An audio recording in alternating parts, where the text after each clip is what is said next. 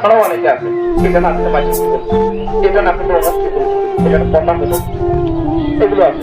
আমাদের ইবাদতের মধ্যে 80% শিরক।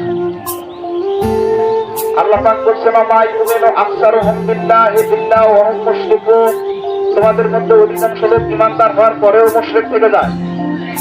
আল্লাহ বলছেন, এটা কার কথা? সূরা ইউসুফের 106 নম্বর আয়াত। আল্লাহ পাক বলছেন মা ইউমিনু আকসারুহুম বিল্লাহ, তোমাদের মধ্যে অধিকাংশ লোকই ঈমানদার হওয়ার পরেও মুশরিক থেকে যায়। কারণ মানুষকে খুশি করার জন্য কোনো কাজ করলে সেটা মুশরিক হয়ে যায়।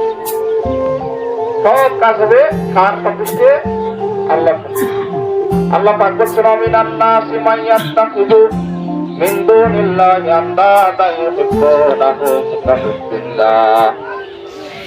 আল্লাহ পাক বলছেন লোকেদের মধ্যে পৃথিবীতে অনেক লোক আছে যারা মানুষকে খুশি করা এমন ভাবে করে, তারা আল্লাহকে যতটা সন্তুষ্টি করা দরকার তা না করে মানুষকে